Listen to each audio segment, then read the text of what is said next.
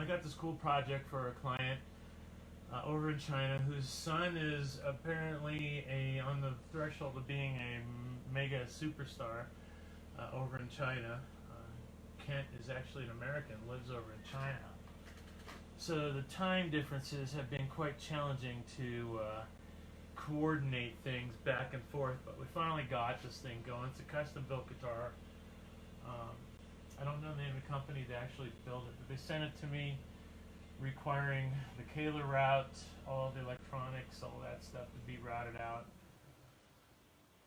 And then do the assembly on it. There was a set neck, and the kit was quite good.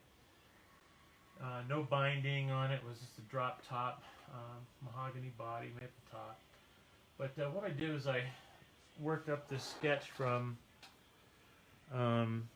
basically something similar to he had drawn. Now Kent himself is an artist, and so he sent me his own version of it, and I kind of took a take off of that a little bit and expanded on what he has. But this is actually going to be what's going on here. The color palettes are going to be pretty interesting, but I'm starting off with a gray foundation, and then I'm going to start with white to start shaping it up. And I'm not going to get too carried away, but I want to start getting a feel for the volume. You see I got penciled in here. It's all going to be done freehand.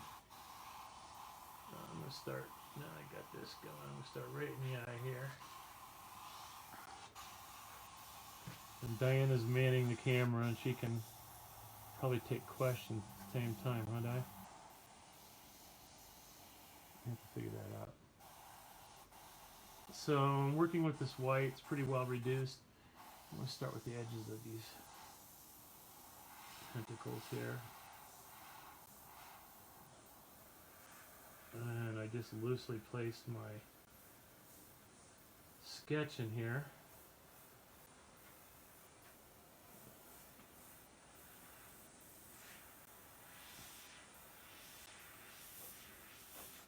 I'm going to wrap these around the sides of the guitar as well. I think it's kind of a, I don't know, it doesn't look the best cutting off the legs of these octopus, or this octopi, octopus A. So I'm going to wrap it around the sides. And it won't look like a sticker on the front of this guitar. So, for those wondering, I'm using my old Rich pen right now. Found that I could order parts for it directly from China. Japan, sorry. China. It's China in the brain. No.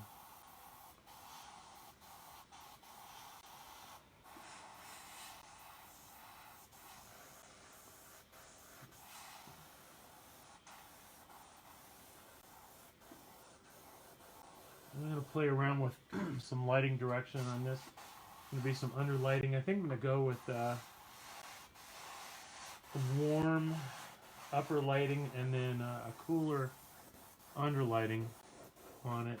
I might flip that around, make it just the opposite. So right now I'm kind of taking into consideration I have two major planes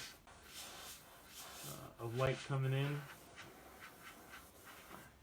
and that will be obvious when I get done here.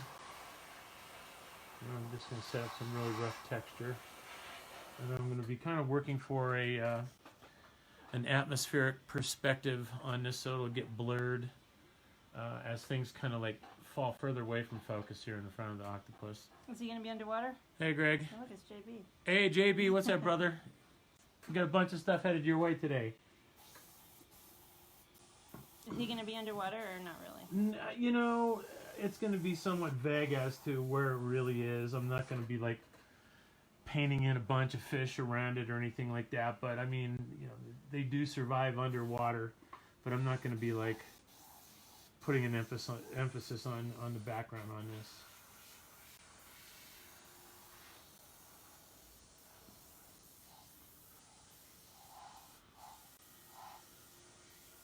What? Oh, Greg was wondering about the underwater thing? No, I was. Oh. It was me.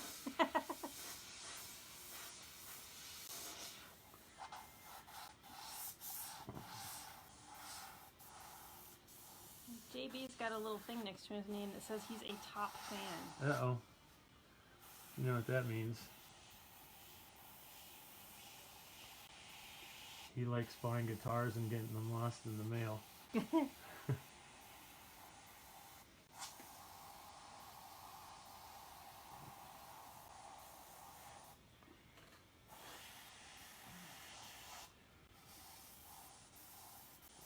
Oh, and I'm going to be doing a podcast with Craig Frazier, I think on the 15th, was it?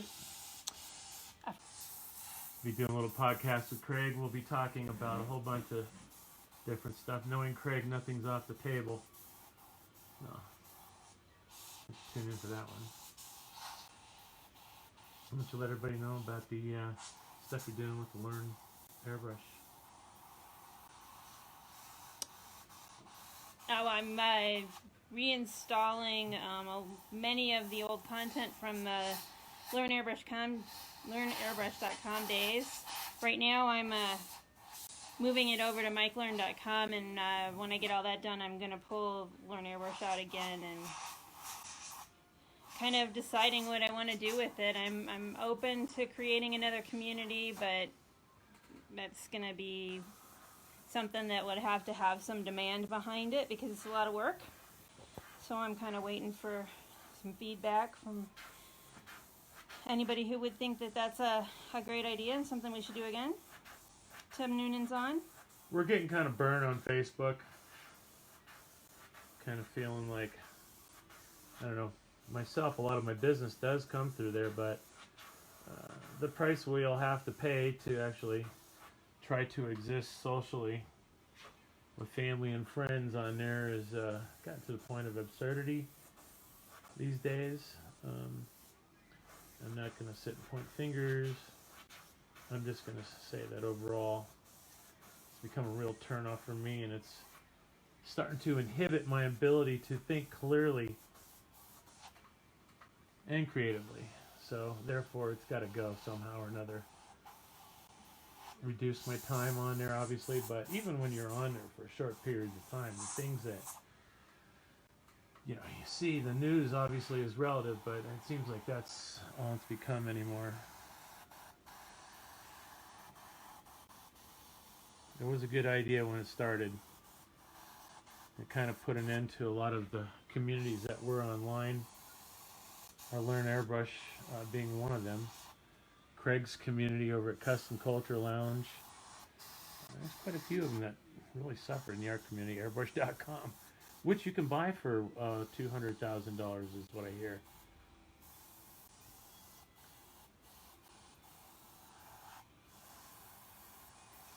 Tim Noonan and Scott McKay are on. Hey Scotty, what's up, brother? Tim, how you doing? Hope you guys are all staying safe. Ian Hart from across the pond. Ian.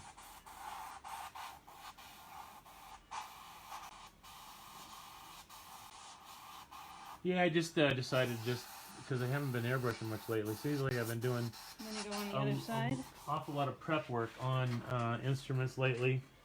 A lot of modifications, a lot of shipping damage, stuff like that. So, well, I got to pick up the airbrush, and surprisingly, still had white paint in it. So it was really easy to get started on this project after I got the pencil work done on it. And some of you are probably going, oh my God, Mike's not using a computer mask. But it's okay, folks. We can do it without computers, too. Jeff Brown's on, so I want you to know he's using his Mojo right now. Right on. Yeah, I'm using mine as well. I'm using the Rich Pen one right now. I've got this brush so well trained that I can almost sit back and drink beer and it does its own thing. And somehow it looks good. At least acceptable. That's all that matters. So that's all I'm doing, the values. I'll probably get most of this worked up. Excuse me. And then come back and bring some things forward even more with some of the lighting and stuff. Like I said earlier, I'm going to be working with two directional sources of light. One from directly above, one from directly below. and I'm going to be playing with opposite colors as far as warmth and coolness values. Basically, it's going to be dealing with reds and blues, and the byproduct of some of that over the gray are going to be some burgundy and secondary colors that'll be darker in nature than the color I'll be putting down. I won't be using any candies. I'll be mixing up opaque colors, but I'll be over reducing. I find myself slipping away from that whole thing with the candies anymore. And I typically work with opaques as much as I can, and then we'll do some adjustments with the candy, but I don't know, just kind of started to get away from it, and I like the ability to control my highlights a little bit better without the candies, and you can over reduce these paints so well, even the water-based paints, and gives you that much more flexibility with the highlights because you're not getting saturation from the aniline dyes.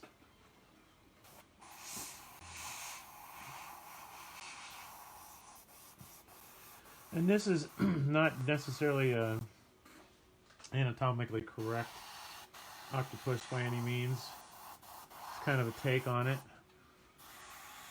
I've got a couple cool projects coming up though. I'm waiting for a project for Zoltan from Five Finger Death Punch, and I think there was one other one I was waiting on. Jeff Loomis. Oh yeah, Jeff Loomis. His guitar will be here soon, and we've got the designs all figured out for it. It's on its way in. Jeff, by the way, is just an amazing guy and an amazing guitar player. If you have not heard Jeff play, I mean, he's just, jeez, he's like scary good.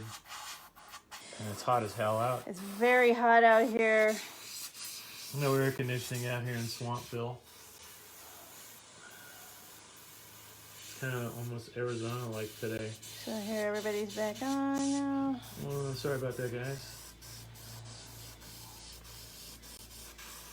So I'm just kind of setting up for some light, doing some texturing, and a little combination of dagger strokes and kind of like those little pillowy soft dots. Come up here into the forehead here now. Billy Pond's on. Hey Billy, what's happening? You guys don't know Billy, he's one crazy mofo. He's a really killer visionary and a horror movie director and writer, and you guys will be seeing more of him in the future, I'm sure. But you gotta check out his movie, Circus of the Dead. Diana got about 15 minutes. I couldn't take it. It was quite It's pretty shocking. hardcore, sadistic stuff. I don't like to consume too much of that. Yeah, she doesn't have the stomach that I do. But it was pretty killer. And, you know, for a movie that I would say didn't get much attention, I was pretty impressed there, Billy. I thought the effects were good, the storyline was good, the acting was fantastic. Cinematography, direction was great. It's a fun movie.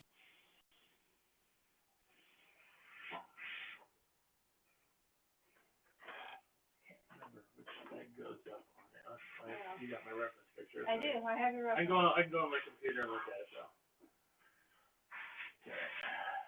Lock these in and I can go back.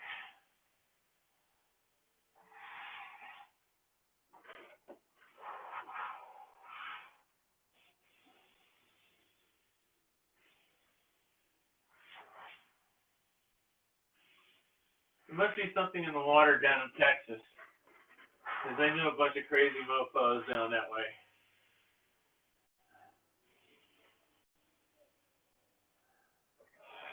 Alright. I'm going to go back in, start getting some of the texture. This is going to have like a, I don't know, kind of like a random striping pattern in it and stuff too. That's going to be vary with the colors and be somewhat ornamental.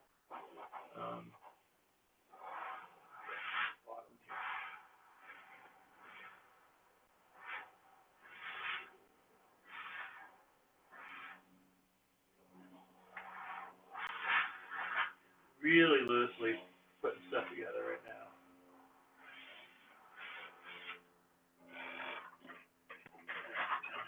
Go this way.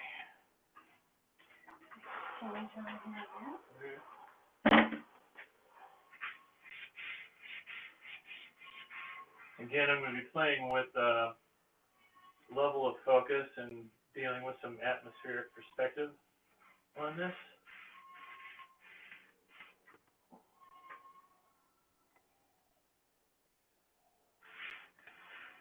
Before I go up, I'm going to have to go this way and check on how this goes.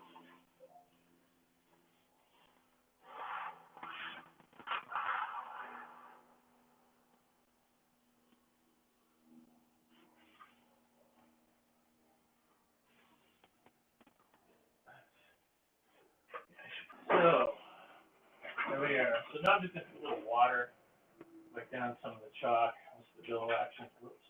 No, I know. No, that. I'll just clean that up. So I just got chalk and that was still mix with that.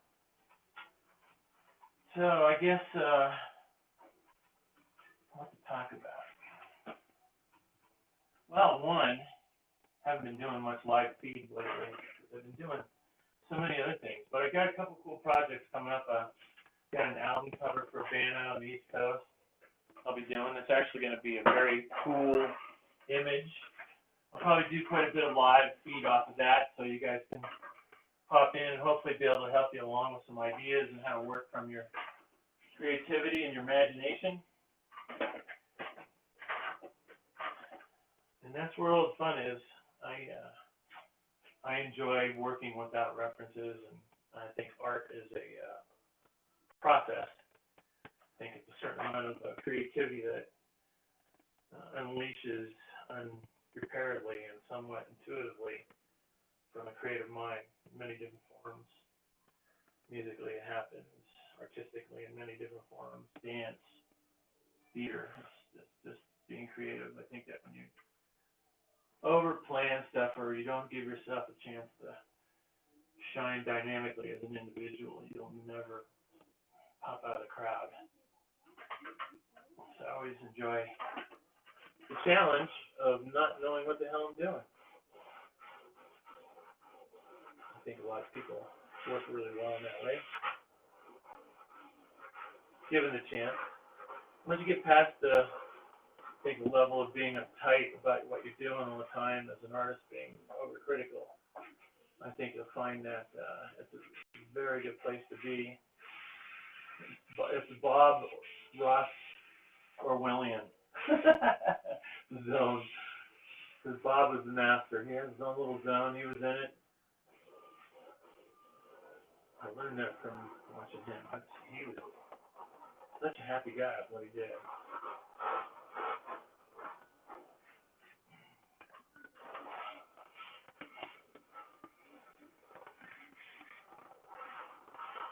And like I said, I'm working with perspective on this. And how I'm going to be dealing with that is softening the detail as things go away. Not only am I going to be softening the detail, but I'm going to be decreasing the level of contrast on the image. And as it gets further back, I'll let the actual gray come through more in the color transitions and fades.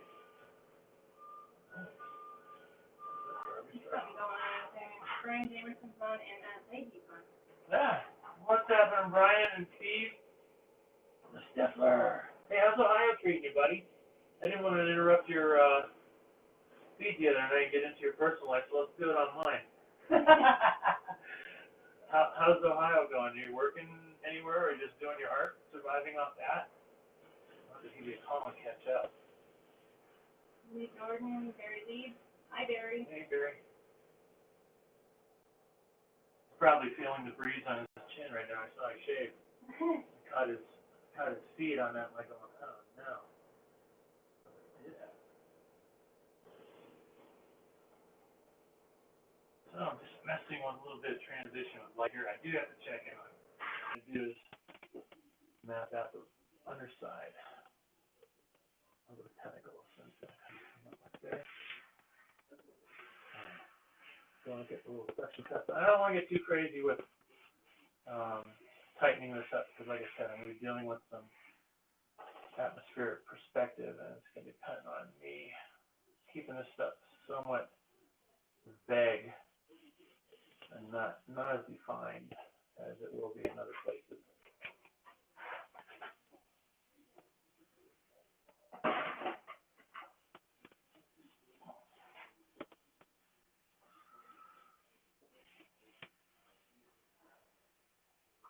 So something else I want to talk about. I know that it wasn't an easy time for me to like get online because 2 days after Mike Lovely had passed away, I lost my nephew, and so it was there wasn't much time between those two, and I didn't really get a chance to express my thoughts on all things. As Mike is pretty catastrophic for the industry, and I know how much of an impact he's had on everybody as an artist. Dedication to the craft, skills were just amazing, and he was just a natural artist all the way around as far as his abilities. He was so much more than an airbrush artist, and a lot of things that he had been doing throughout the years. I know that it's got to be getting a lot of people down because they don't have their opportunities on Wednesday. I believe it was his open mic night, and a lot of people got a lot out of that. So I just wanted to acknowledge that. I feel your pain there, and I hope that you guys can find some way to carry on without him creatively and as an inspiration. So.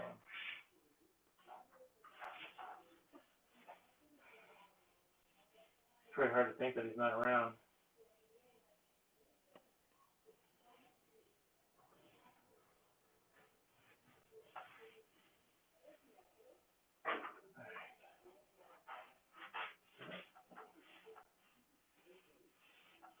Fortunately, there's a bunch of guys that are still doing these feeds very religiously, and I personally, I don't like to be scheduled when I feel like being at my creative best.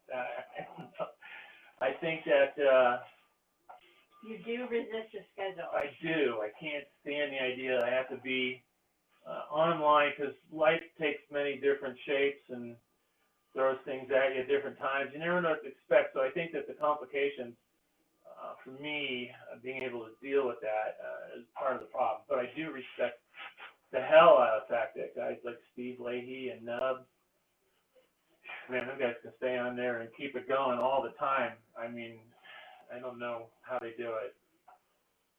It's just a dedication. So that needs to be said, and they need to be recognized for that because I really do appreciate how much work that was, especially like I said with Mike and his channel.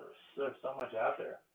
Back in the day when Diane and I had the shop in Tempe, we used to run the cameras all the time, but it was costing us like $300 to $500 a month to run that bandwidth all the time. And now the opportunities are there to put out good presentations and good feeds with decent connectivity, so you're getting the bandwidth through and not too much stagnant stuff until your camera overheats or your batteries go low.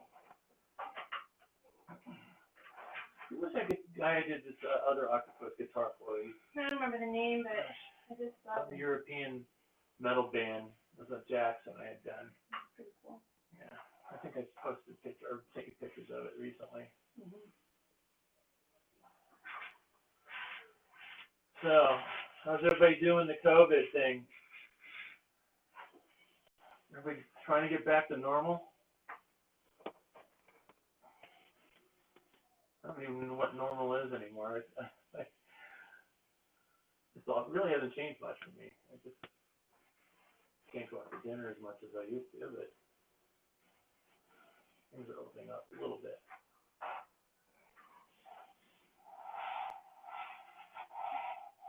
I'm always home.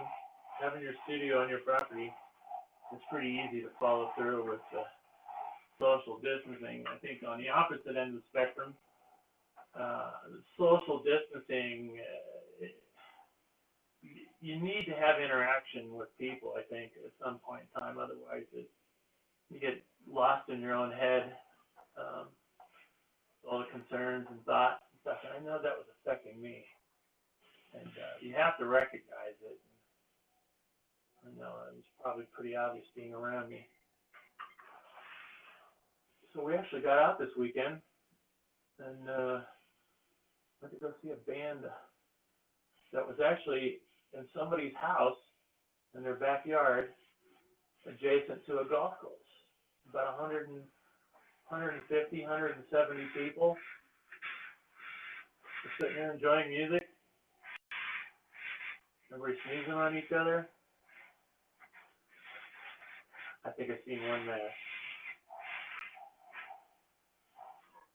And then I'd almost get clobbered on the way home by some idiot passing in a no passing zone, and had to veer off the road to the right and flip them off simultaneously. That was quite challenging, but I did it. I made it out safely. Diana was behind me wondering what the hell was going on. Indeed I was. I just saw 2 rows of lights coming at me and I didn't understand. So be careful out there with motorcycles on the road. The guy just clearly passed the no passing zone. That's another way to really put it.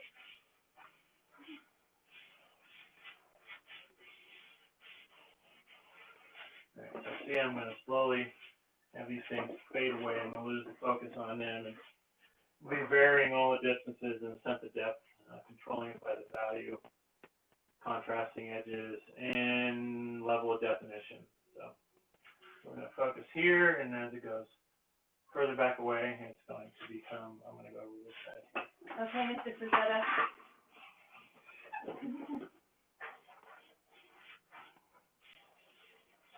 So thanks for the prop, Steve. He was just telling everybody that we kind of pioneered this whole live thing. It was expensive. Oh my gosh. Yeah, you were a little low on what you said. We were doing Ustream before it got purchased by YouTube, and it was costing us almost $2,000 a month for the bandwidth. No wonder I wasn't making any money. Yeah. Yeah, but it was cool, and we didn't have audio at the time. Remember, I had to do all of the speaking and chat. So we had to have the chat room going and the feed going. I still have all of the video clips, but they don't have sound. I downloaded them all before Ustream went out of business. Or got left up into the other business. You used to have flashcards? Yeah, it was fun. Remember we used to have online parties every Friday? Those were brutal. A lot of drinking was had.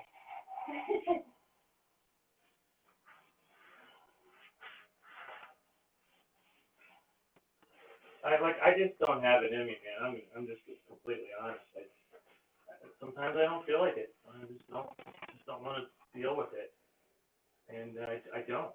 And that's why I don't do it all the time. So sometimes when like I said, this next month I'm gonna have some pretty cool projects that I think everybody enjoy. One is going to be like a shipwreck with like mermaids or sirens eating the flesh off of dead sailors floating on say that when you're excited. I am.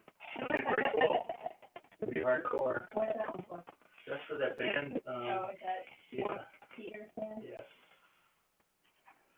Yeah, so I gotta start doing some sketches. You know, I wish I could figure out how to do the direct feed off my iPad when I'm doing the computer work, because that's where it'd be easy to entertain and educate people, I think, without me feeling like, you know, oh God, I gotta be on the camera today. Oh my God, how's my hair look? You know, that type of shit, right? So, anyways. Like you ever care. Yeah, I never care. Let me show you his outfit to prove that, but I'm not gonna. Yeah. Go ahead. He's got on whatever t-shirt. That's fine. That's his toast, baby. Right, but the shoes. I got my nub shoes on. Hey, if Nub can wear them.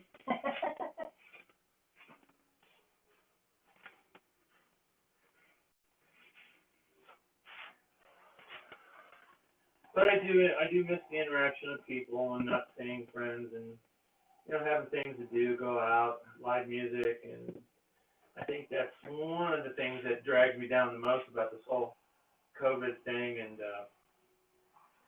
I have gotten an awful lot of private artwork done. That whole Thinking Out Loud series was done during the duration of the first 3 months of that, and got to do some more on that. But I don't know. I think there's ways to make some positive things out of all this bullshit we're all dealing with, and you know, it's a little bit more difficult, I suppose. If we didn't have that extra pressure lingering in the back of our mind while we're trying to be creative, that's what, like I said, that's my challenge, and that's my own damn fault for letting it get in my head. But that's the downside of the Facebook thing, I think. But you know, the good thing of it is, I can sit here and blast out a live feed, you guys, and bullshit with you all day, and hang out and spread the gospel of art.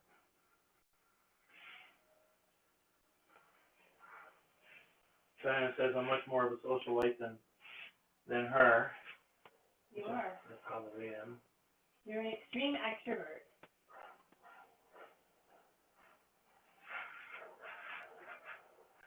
I do enjoy being around people. I think that's probably part of the musician in me. But I really don't like being around idiots. You know, I think everybody feels that way. I mean, who sits around and says, I want to go hang out with idiots? Right, exactly. Okay. Yeah, try to avoid that. Alright, so I got a really strong light core down the center. You can see I'm really kind of picking up the center of that. And I'm going to let that evolve into some a little bit more details as far as contouring and shaping. I'm kind of visualizing this kind of going like this. And I'm kind of visualizing where the tentacles connect. It's going to be kind of like rolling out. So there's going to be a little bit of a shade area here where this transition drops in, and then this is going to be coming forward. So I'm going to pick this back up again. And I'm going to really bring up the light is by controlling the amount of light that goes on it. Transition it into the faded area. It's going to be picked up from the highlight or projection.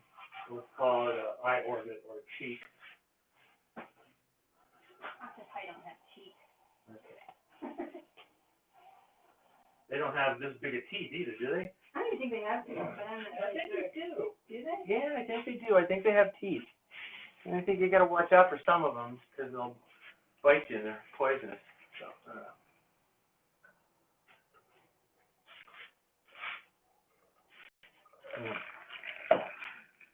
All right, let me get back in there. So it's hard to do a feed during the day and expect people to be on it because everybody's at work, right? Well, No. not everybody, but a good portion of people are working. But like I said, I'm doing this video because it's kind of interesting, and the video will be saved on a format that you can get back in and watch it some other time. Again, this is for a customer in China. The biggest problem with this one has been trying to find the right time to communicate, share ideas, and keep this project moving. As is lately, it seems I've had customers over in Jerusalem and overseas, UK. That I got the UK down pretty good. I think Jerusalem's 2 more hours off of the UK, so China's on the other side of the world. It's like, I think it's 12-hour difference. I still know when the best time is. I think 10 o'clock at night is probably when it works best. So in case you have to deal with Chinese customers, Same.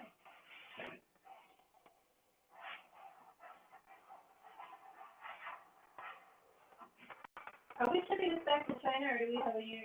no, this is going to his wife in California, and then when he comes back to the mainland, Nobody's allowed in country, so this guy's been away from his wife because she came out, and then this whole closure thing went down while she was here. So, customer's gonna have his wife And a guitar. and the guitar.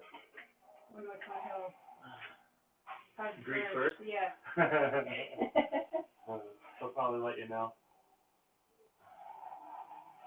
So the textures, you know, I didn't really draw them in. I kind of just let that stuff happen creatively, and I just kind of just add to it as I go. And what I do is I let it kind of fall together. Like I'll see something, I'll catch it in my eye, and then I'll develop it. And, you know, like right here, there's this little circle right here, and there's a little bit of dark space right there just left behind. So what I'll do is I'll just pop that up just a little bit, and you can see that creates the illusion of a divot there in the surface on Johnny Octopus. And I didn't certainly have that planned. I think that that's the fun part of art. That's what I thrive off of. That's what I emphasize with people when I'm teaching to you know, try to strive to a level of comfort that when you create, it's not something that's necessarily over top, but more of a intuitive gesture.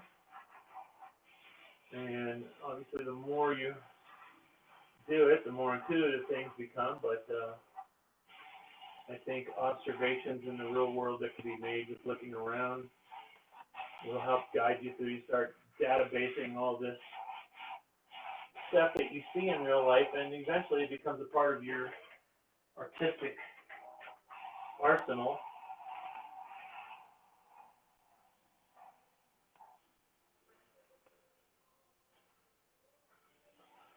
So I'll be changing this stuff around a little bit, but for the most part, as far as the value, and I'm gonna have to flip this over to the bottom side of this too, but can I do the front over here? Oh yeah, I did, okay. So, just about done with this here. What we'll do is a little bit.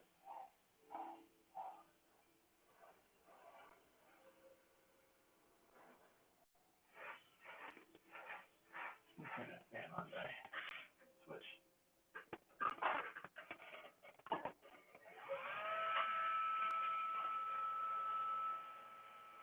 And then I'll start mixing up some of the colors, but you can get a good look at that now.